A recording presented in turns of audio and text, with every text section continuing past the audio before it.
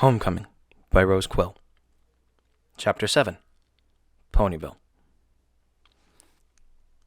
Sunset, are you ready for the super duper all points Ponyville tour? Pinkie Pie asked no sooner than I stepped off the train. I shrugged, not really minding the chance to walk around a bit. I followed the pink mare as she hop-skipped around town, pointing out most of the interesting landmarks. I only half paid attention, seeing after the first couple of stops that they roughly mirrored the town where CHS was located. But at one stop, I asked Pinkie to slow down. "Be just a moment," a voice called out as I pushed through the door of the Carousel Boutique. I looked around, seeing the vast number of dresses arranged on various ponykins and hangers. After a few seconds later, a purple-maned pony trotted out from her room, glasses perched on her nose and a measuring tape draped across her withers. "Sunset," she cooed, stopping by a bench with some drawings on it. "What brings you to my humble boutique?" I worried the ground with a hoof. I was hoping to ask a favor," I said. "I need a dress. For the memorial, of course." Her face took on a sympathetic look. "I'm ever so sorry, darling. Are you faring all right?" "It's getting better, I think," I said. "I miss her. I'm not breaking down every 5 minutes, but inside it's just so hollow." Rarity stepped up close and eyed me critically. "Step up on the podium, Sunset, and I'll grab a few quick measurements. We'll see what we can work out." It was easy to see the similarities between this Rarity and the one I called my friend. But where fashion was a passion and a hobby to my Rarity, it was a lifestyle and business to this one. She was all business, and while she chatted me up while working, the focus was completely on the dress. After taking my measurements, she started levitating various bolts of fabric out, holding them next to me to see how it looked with my mane, my coat, or eyes. "Idea!" she cried, horn flaring as she took a bolt of heather gray cloth and a bolt of black and a few onyx gems and began working in a flurry. After an hour or two, I was wearing a dress of close-fitted black with some gray layers, accented with onyx stones along the collar.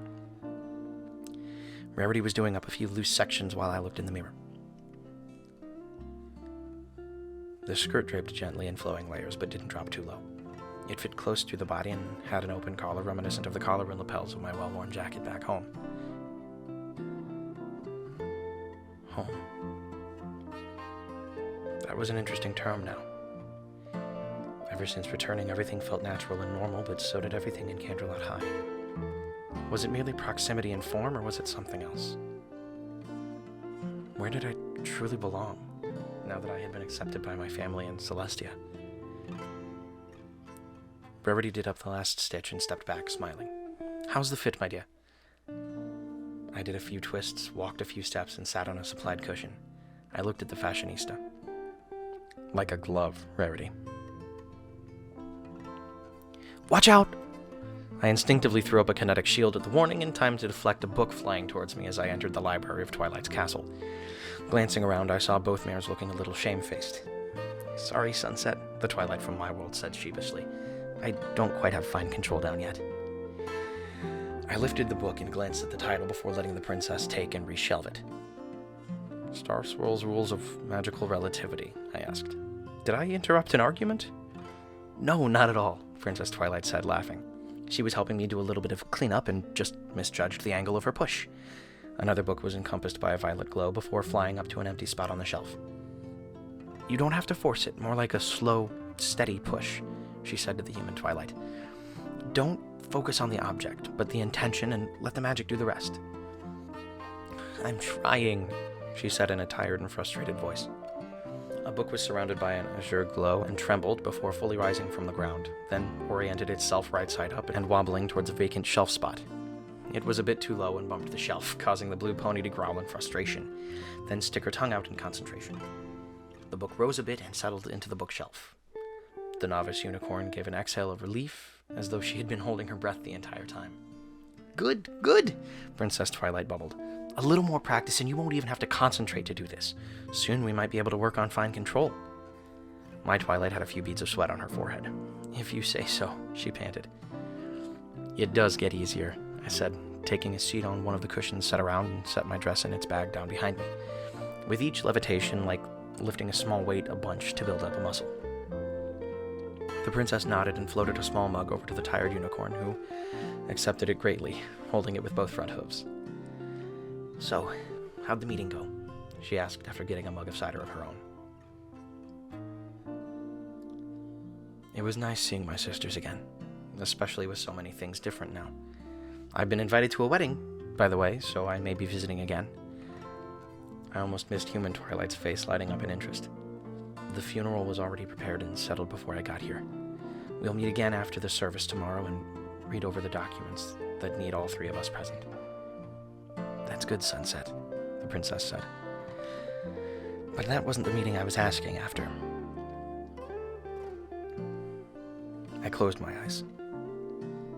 There was some shouting and accusations, mostly from me at me. In the end, though, I smiled. "I think it's all going to be okay between me and her." "Good," my one-time rival returned my smile. "I have a couple quick errands to do, but I'll see you all at dinner. My friends are going to be there, so I can introduce you." She trotted off, humming. "That's going to be confusing," I muttered. "Applejack picked up pretty quick," my Twilight said, coming to sit beside me. "And her apple bloom is a little more relaxed than ours." She stretched before she sat down. "And I met Pinky already. Pinky is the same no matter where you see her, I guess." "Mm-hmm." She looked at the bag behind me. "What's that?" "Oh, Pinky's tour stopped by Rarity's boutique. I don't have any equestrian clothing, so I got something made for the service tomorrow." "Can I see? Or should I wait? Should I get something made too?" She looked down and tapped her hooves together. "Sorry, I don't know what to expect. It's obviously not a matter of habit here, like back home." She glanced behind her, her tail giving a slight twitch. "I keep feeling like I should be embarrassed by the lack of modesty, but no one else seems to even notice." It is more for important events or social functions. Only the most vain or oblivious wear clothes all the time here. Maybe after dinner I'll let you see pony fashion. But if you want something of your own, that's the mare to talk to," I said, nodding towards one of the doors as Rarity entered with Fluttershy at her side. "Oh, but wouldn't that be rude? She doesn't really know me," she fretted. I couldn't impose." I rolled my eyes. "Rarity!" I called out. The fashionista paused and trotted in, noticing Twilight at my side. "Yes, Sunset?" Fluttershy glided in and stood meekly by the door. I indicated the pony to my side. "My friend Sunshine was wondering about perhaps engaging her talents for getting something to wear to the service tomorrow, if it isn't an imposition." The white unicorn's eyes lit up as she gave Twilight the once-over. "Oh, but of course!" she cooed. "That coloration of yours will be just puffed with some of the new bolts I got in." "There you go," I said, smiling. "Thanks again, Rarity." Sunshine smiled. "Yes," she whispered. "Thank you." The unicorn smiled back, then a sly look came over her face. "What?" "Oh, nothing, darling. Just thinking about how to best use those new cuts." She left, whispering to Fluttershy as she did. "Thanks, Sunset," Twilight said, leaning in to give me a quick hug.